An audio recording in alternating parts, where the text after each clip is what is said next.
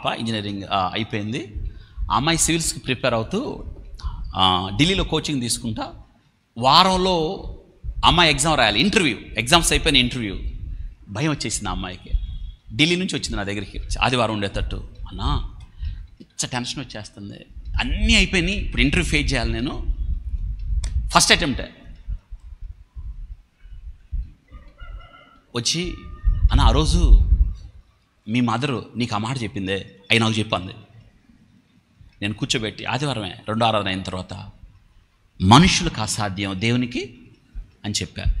నీవు సివిల్స్ చదవడం దేవుని కొరకైతే, ఈ సివిల్స్ చదవడం ద్వారా అనేక మందికి దీవెనకరంగా నువ్వు ఉండాలనుకుంటే, just for the glory of God, to extend the Kingdom of God, అది నీ గోల్ అయితే ఇట్స్ పాసిబుల్.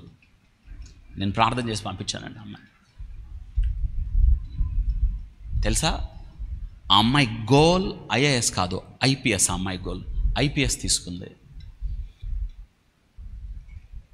తన ట్రైనింగ్ అయిన తర్వాత కొద్దిమంది చూసే ఉంటారు, ఆ అమ్మాయి కోరిక ఏంటంటే ఎవరికి సెల్యూట్ చేయకూడదు, నోవన్కే సెల్యూట్ చేయాలి, నోవన్ మీద టోపీ పెట్టాలి.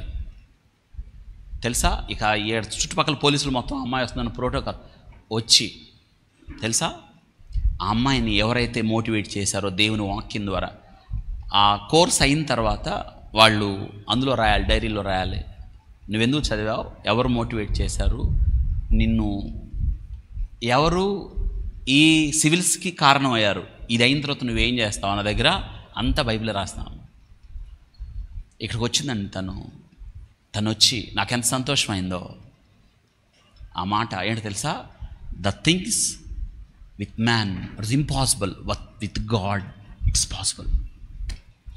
మనుషులకి అసాధ్యం. టోపీ దాని మీద ఎన్ని సింహాలు ఉంటాయి అది చూపిస్తా చెప్పింది. అన్న మనుషులకి ఇది నా వరకైతే జస్ట్ నేను ఆర్డినరీ స్టూడెంట్ నేను,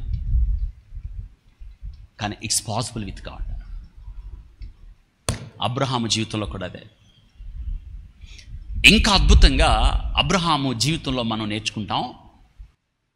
రోమిలకు రాసిన పత్రికలో పౌలు గారు చెప్పాడు, వారు తమ శరీరము మృతతుల్యమైంది, బిడ్డలు కనడానికి వీలు కాదు, కానీ అవిశ్వాసమును బట్టి బలహీనులు కాక విశ్వాసమును బట్టి బలము తెచ్చుకొని వాగ్దానము చేసిన వాడు నమ్మతైన వాడని విశ్వాసమును బట్టి బలము నొందిరి. All things are possible with God. మీ జీవితంలో అసాధ్యము అని అనుకుంటున్నారా? కానీ దేవునితో ఏంటది చెప్పండి, దేవునితో ఏంటి? మీ పిల్లలకి చెప్పాల్సింది ఏంటంటే, అరే ఇది దేవునితో సాధ్యం, దేవునితో కలిసినాడు, దేవునితో కలిసి సాగు, దేవునితో నీ సహవాసం, సమ్మతి నీ జీవితంలో, నీ మీద అధికారిగా దేవుని ఒప్పుకో, దేవుడు నీ జీవితాన్ని నడిపిస్తాడు. నీ జీవితంలో అప్పుడు అసాధ్యమైంది ఏది కూడా ఉండదని చెప్పాలి.